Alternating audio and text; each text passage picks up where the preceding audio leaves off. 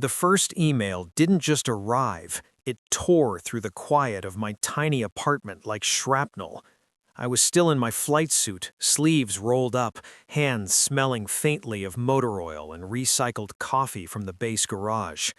My name is Alex Mercer, 28, Staff Sergeant in the U.S. Air Force, assigned to Area 51 on a classified surveillance rotation. The hum of the air conditioning felt like the steady thrum of a heart I didn't trust. And then it was there, blinking in neon urgency on my laptop screen. Inheritance transfer notification. Immediate action required. I froze. The cursor blinked at me like it knew my secrets. The medal from last year's commendation lay on the counter beside a half-drunk bottle of protein shake. Cold metal against warm palm. Achievement that felt hollow in the silence. My father's signature on some estate papers could undo decades of service in an instant, and there I was, 3,000 miles away, locked inside a top-secret compound, staring at an email that smelled of betrayal. The sender's name made my chest tighten. Cynthia Mercer, my stepmother. The same woman who had smoothed her way into family portraits and Sunday dinners while I was deployed, who had smiled while I was gone, who had made small talk about my life as if it were a story she'd read somewhere. And now she had $100,000 and my inheritance at her fingertips, signed over by the man who had taught me honor with calloused hands. I ran my fingers over the screen, trying to focus, trying to convince myself this was some kind of clerical error. But the header lines confirmed it. Effective immediately. Legal transfer complete. Executor confirmed. My chest tightened, not with anger, but a quiet, suffocating disbelief.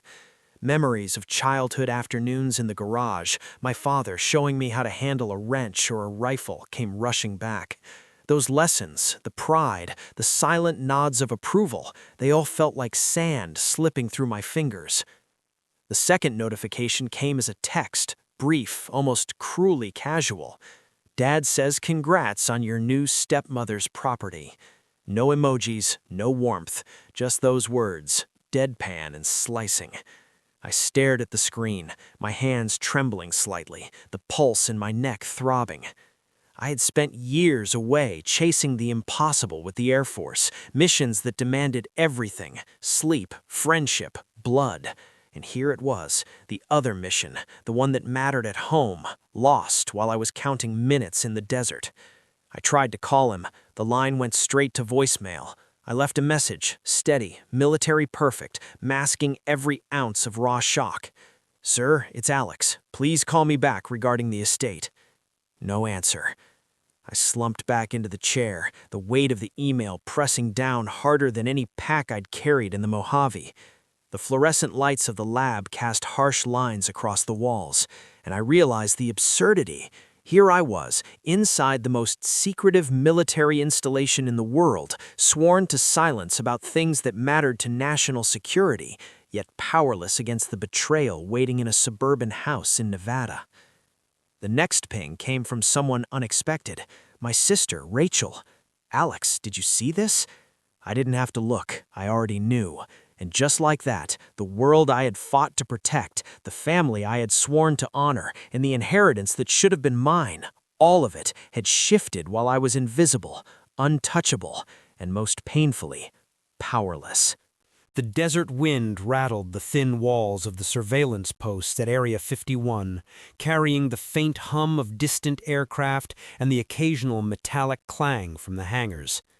I leaned back in my chair, staring at the screens that flickered with static and coded patterns only someone like me could read.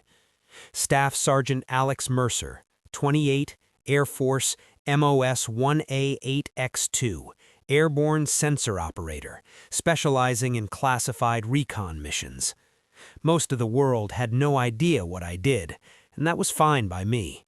Precision, patience, discipline. That was my life. Every beep, every blip on the radar was a decision, a moment where hesitation could cost lives, or worse, compromise decades of secrecy. I thrived on it. It was controlled chaos, and I understood it in a way no civilian ever could. but no amount of focus on flight paths or surveillance grids could shield me from the gnawing, intrusive thoughts about home. Memories of my father, Robert Mercer, sitting at the kitchen table with a calculator and a stack of papers, teaching me numbers and responsibility long before the military taught me discipline. His laugh booming when I nailed a target on the rifle range as a teenager, telling me, "Accuracy isn't luck, Alex, it's a habit." And yet, home had never really understood me. I remember walking through the front door after my first deployment. The medals were tucked in a drawer, and my father's glance skimmed past them like they were relics, like they weren't mine. He didn't ask, didn't care to understand the nights I'd spent awake in foreign deserts, the missions that had left my palms blistered and my heart heavy. He saw a son, but he never really saw the soldier. The chasm had only widened after Cynthia entered the picture, my stepmother. Smooth, charming, calculating. She never understood, and probably never wanted to, the weight of military discipline. Family dinners became exercises in code switching, politeness, and pretending the nights away in Baghdad or Kabul never existed. "Why can't you just be normal, Alex?" she once asked, eyes glinting with a mix of irritation and condescension. Normal, like nights of insurgent hunting, the ache in my knees from a parachute landing gone wrong, the silent victories and quiet losses could all be boiled down to being normal. Then came the award, the Air Force Commendation Medal, engraved with my name and my call sign, Nighthawk, a recognition not just of missions completed, but of lives protected, decisions made under fire, and sacrifices no one back home could ever see. I remember holding it, feeling the cold metal against my calloused fingers, thinking, maybe this time they'll understand, maybe this time they'll see me. I called my father the day it arrived. "Dad," I said, voice steady despite the pride bubbling beneath, I received the commendation medal today." That's nice, son," he replied, shuffling papers in the background. "Dinner's in 30 minutes, make sure you're home." That was it. 30 seconds of acknowledgement. No pride, no congratulations, no curiosity about what it meant. Just home as usual, indifferent. I felt my chest tighten, the old familiar ache in my shoulders and heart reasserting itself. The uniform hung on me like armor and invisibility at once, visible to strangers, but unseen by the people I wanted to matter most. And then the email from Cynthia arrived, the one transferring my inheritance.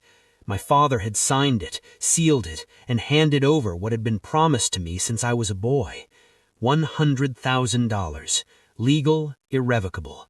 My childhood home, the family cabin, the tools, the memories, it was all gone. I felt an icy detachment creep over me, the same way I felt when I had to watch a mission go sideways and report the losses.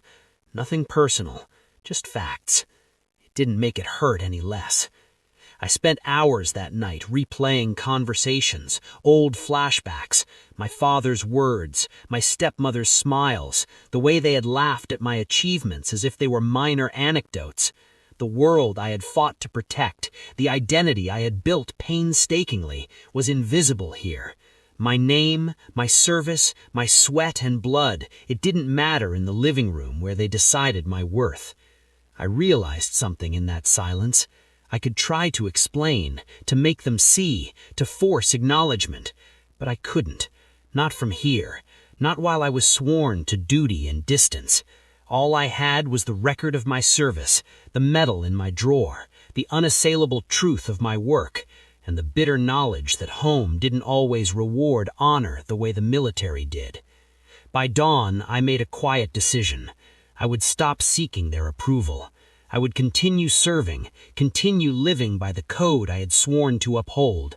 The chasm between what I had accomplished and what they valued would remain, but it would no longer define me. I folded my uniform neatly, checked my gear, and sent the routine status reports back to base. The world outside could crumble, betray, or misunderstand me. Inside, I would remain precise, disciplined, and unbroken. and when the time came, they would see the consequences, not through my pleading, but through the truth I had already earned. The ceremony hall was brighter than I expected. Rows of chairs gleamed under fluorescent lights, polished to reflect the insignias of men and women who had walked missions that no one would ever know about. I pressed my uniform down one last time, checking the medals pinned neatly over my chest. Each one was a testament to decisions made in moments too fast for fear, too slow for hesitation. I wanted to call my father again. I wanted to tell him, "Look at this. This is why you raised me this way." But the thought of dialing his number made my chest tighten with a bitter, resigned ache. He wouldn't understand. He had already chosen the stepmother over me, over the inheritance, over everything that mattered to me. So I didn't call. I walked through the doors with my head high, shoulders squared. Every step echoed with quiet defiance. I had been trained to move calmly in chaos. I moved calmly in betrayal. The ceremony began. Names were read aloud, honors presented, handshakes firm but brief. Cameras clicked, medals were pinned, speeches were short, military in precision. My name came last, and when I stepped forward, I felt the familiar weight of the metal press against my uniform. Cold metal, yes, but this time it was proof I didn't need anyone to acknowledge. I returned to my seat, chest still swelling, pulse steady. I scanned the crowd, half expecting to see my father's face somewhere, pride flashing, perhaps an unspoken apology. But there was nothing. Only polite nods, respectful silence from strangers who had no idea how deeply this emptiness cut. The text messages came later, brief and flat. "Congrats, I guess," from Cynthia. "Wow, didn't know. Good for you," from my father. No warmth, no curiosity, no recognition of the nights I spent away from home, the missions that left my hands blistered and my conscience heavy. I sat in the empty barracks later that evening, the medal on the table beside me, and I realized something. The family who should have understood me, who should have celebrated my sacrifices, had already chosen another reality. They would never be the mirror I needed to reflect the person I had become. I stopped explaining. I stopped seeking validation from them. The text messages, the calls, the awkward home visits, they became background noise, irrelevant to the truth I carried with me. I focused on what mattered, the work, the discipline, the honor in service itself. There was power in that quiet recognition. No one at home needed to know the missions I had flown, the intelligence I had gathered, or the lives I had helped save. The medal, the record, the ceremonies, they were all that mattered, not because anyone else acknowledged them, but because I did. Even when I saw Rachel's face in a video call later, her eyes wide with half-hearted sympathy, I didn't flinch. She had asked about the email, about Cynthia, about the inheritance. I offered facts, nothing more. Yes, Dad signed over the property. Yes, it's legal. That's all I know. No pleading, no bitterness, just clarity. That night, I lay on the bunk, staring at the ceiling. The desert wind whispered through the cracks, carrying the same hum of engines and distant calms that had become my lullaby. And for the first time in months, I felt a quiet peace settle over me. I had learned something the military had always drilled into me: control what you can, accept what you cannot. Focus on the mission, protect the integrity of your choices, and though the world at home had rejected me, the integrity of my service could not be stolen, could not be dismissed. I pressed the uniform one last time, carefully folding it for the next day, each crease precise, each medal reflecting the dim light with quiet dignity. The world could misunderstand, could betray, could laugh at the efforts and sacrifice, but it could not touch the truth I carried inside. My honor, my commitment, and my choices remained mine alone. In that moment, I understood the quiet power of restraint, of self-respect in the face of rejection. I had survived missions that would have broken men twice my age. I had carried burdens that civilians could never comprehend. And now, I was learning to carry the weight of betrayal, not with anger, but with a solemn, unshakable calm. I didn't need them to see me. I just needed to know that I was still standing, that I was still Alex Mercer, Staff Sergeant, Airborne Sensor Operator. And in my own way, I was victorious. The first time I saw it, I didn't know it had reached them. It wasn't an email, a phone call, or a text. It was a tagged photo on social media. Someone had posted pictures from the medal ceremony, my medals gleaming under the bright hall lights, my name read aloud over the PA system, the precision of the ceremony captured in images and videos. The comment section was filled with strangers congratulating me. And then I saw it. Rachel's name tagged. Cynthia's name commented.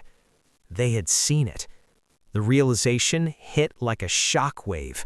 After months of silence, indifference, and rejection, they were suddenly aware. Not because I had called, texted, or explained. They were aware because the world outside my little corner of duty had broadcast the truth. Rachel's messages came first. Alex, wow, I didn't know. I didn't understand. Cynthia followed quickly. I'm not sure what to say. I just didn't realize. Even my father finally reached out. Not a call, just a text. I saw the post, didn't know. Sorry, I guess. There it was, the awkward, fumbling acknowledgement that life outside of their curated reality could not ignore. And yet the apology was not an apology. It was a pause, a stumble, a half-step in a dance they had long refused to learn. I read their words, my thumb hovering over the screen. For a moment, the old instinct flared, the desire to explain, to defend, to force them to understand. And then I remembered the months of silence, the quiet reckoning I had practiced, the self-respect I had forged in fire and flight, in missions and medals that no one at home had witnessed. I didn't respond immediately. I didn't need to. The recognition had reached them in the only way that mattered. Undeniable, public, documented. They had seen me, the truth of my service, without my intervention. And that, I realized, was enough. Over the next few weeks, their attempts at connection trickled in. Texts asking questions they should have asked years ago. Phone calls, apologetic in tone but hollow in intent. Invitations to dinner that felt rehearsed and awkward. "Can we talk?" Cynthia asked in a text one evening. Rachel wanted a video call to catch up. Even my father sent a long email trying to explain decisions I had long since understood and accepted. I engaged, but not as I once would have. I answered questions, provided facts, but withheld emotion. I did not plead, I did not demand acknowledgement, I did not seek validation. The gap between our worlds remained, but I had shifted. I had no need to close it artificially. They could reach toward me if they chose. I would no longer bridge the chasm on my own. The public record, the ceremony, the medals, the posts, was enough. It stood as a testament to the truth, my work, my sacrifice, my honor. Not theirs to approve, not theirs to diminish. It existed, undeniable, and I was the keeper of that integrity. In the quiet moments, when the desert wind whispered across the base and the hum of the radar filled the night, I reflected on the lessons I had learned. Betrayal, neglect, misunderstanding, they were not weapons I could control, but my response, my integrity, my choice to honor the code I had sworn to uphold, that was mine. The inheritance, the stepmother, the dismissive father, all of it became background noise in the life I had consciously chosen to lead. I focused on missions, precision, service, and the small moments of quiet honor that no one else could take from me. And yet the world had a way of intersecting, of colliding. One day, a former comrade from Area 51 called, voice low and steady over the secure line. Saw the ceremony online. They're asking about you at home. Thought you'd want to know. I paused, thinking about all the years of absence, the silence, the family I had long stopped waiting for, and I smiled quietly, the kind of smile born not of triumph, but of hard-won clarity. They'll learn, I said softly. They'll see, but it doesn't matter. Not really. The next text from Rachel arrived. I wish I had understood sooner. I see now. I don't know how to make this right. I didn't answer. There was nothing to make right. The shift had already happened, not in them, but in me. I had stopped needing approval. I had stopped waiting for recognition. The world had collided with my truth, and I had survived it, unbroken. I walked through the base one evening, uniform pressed, medals gleaming under the dim lights. The desert stretched endlessly beyond the fences, silence except for the occasional hum of distant aircraft. I realized that honor, integrity, and self-respect were not something anyone could grant me. They were mine to uphold in every mission, every decision, every quiet moment of solitude. And for the first time in months, maybe years, I felt entirely at peace. Not because my family had acknowledged me, not because the inheritance was lost or gained, but because I had become the man I had trained to be, the soldier I had sworn to become, and the son who no longer needed the approval of those who had failed to understand. So to anyone reading this, anyone who has faced betrayal or dismissal, who has worked tirelessly for acknowledgement that never came, you do not need them to see your worth. Your service, your dedication, your truth, those are yours. Hold them close, protect them fiercely, and let the world see, in its own time, what you have always known to be true. Because in the end, honor is not given. Honor is held. And integrity, real, unshakable integrity, is something no one can ever take from you.